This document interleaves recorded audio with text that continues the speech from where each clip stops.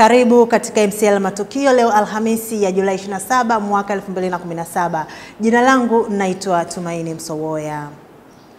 Wakati wabunge 8 wa kafu waliofukuzwa wanachama wakifikiria kwenda mahakamani kupinga hatua hiyo, mwenyekiti wa chama hicho Profesa Ibrahim Lipumba amemwonya katibu mkuu kuwa naye pia anaweza kuvuliwa wanachama iwapo ataendelea kuwa mkaidi. Akizungumza na waandishi wa habari makao makuu ya chama hicho Buguruni, Lipumba amesema anashangazwa na hatua ya Maalim Seif kukaidi wito wake kumtaka afike ofisini kwa kufanya kazi. Katibu mkuu, naibu katibu mkuu, kuna wanachama wengine wengi ambao pia wana makosa ya kuweza kufanyiwa kazi na kamati ya maadili na nidhamu. Katibu mkuu yumo katika watu watakaoitwa na kamati ya maadili na nidhamu, na yeye ndo amewaponza hata hawa wabunge wa viti maalum. Na ndugu zangu wa Zanzibar na wabunge wengine wale, msiwe mnafuata kila anachosema katibu mkuu, kwamba akisema basi unaogopa, lazima ufuate, atakuponza. Rais John Magufuli amemtaka mbunge wa Morogoro mjini Abdulaziz Abudi kurudisha viwanda ambavyo alibinafsishiwa miaka kadhaa iliyopita lakini ameshindwa kuviendeleza. Akiwahutubia watu waliokusanyika nje ya kituo cha mabasi Msamvu ambao walisimamisha msafara wake asubuhi ya leo Julai 27, Rais Magufuli amesema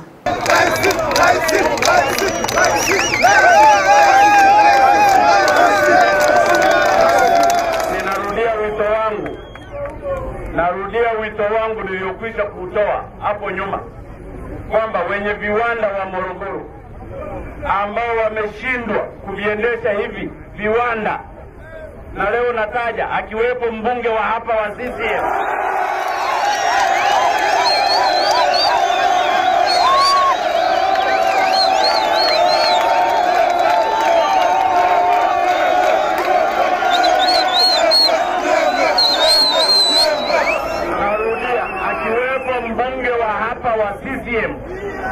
ambaye alibinafsishwa viwanda vingi ambavyo sasa vinafugiwa mbuzi.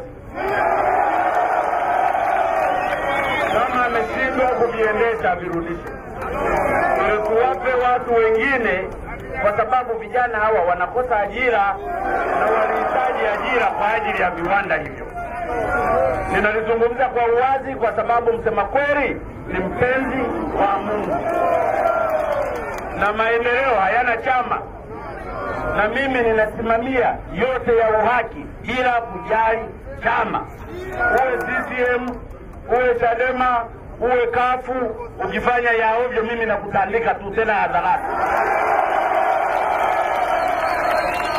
Kwa hiyo mheshimiwa mbunge nampenda na ni mbunge wa chama changu, lakini nataka viwanda alivyobinafsishwa vifanye kazi. Licha ya kuwepo kwa taarifa za matukio ya uvunjifu wa amani nchini, nusu ya Watanzania wamesema hali ya usalama imeimarika kwa kipindi cha mwaka mmoja uliopita. Hayo yameelezwa na mkurugenzi mtendaji wa taasisi ya Twaweza Aidan Eyakuze alipokuwa akizindua matokeo ya utafiti uliofanywa na taasisi hiyo juu ya usalama nchini, utafiti uliopewa jina la Hapa Usalama Tu.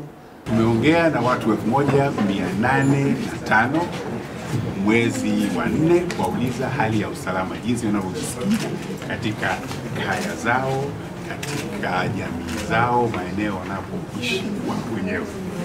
Na wengi wametuambia kwamba hali ya usalama wanajikuta katika hali ya usalama ambayo inaridhika kwa walio wengi wa Tanzania, walio wengi.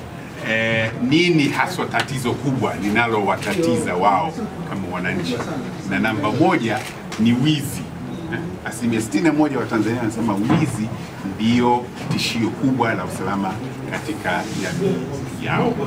Na tukauliza maswali mengine, je, wao wenyewe wameshawahi kukutana na hali ya utata, hali ya uhalifu katika kipindi cha mwaka mmoja uliopita? Je, unadhani kiwango cha usalama katika jamii yako kimeimarika?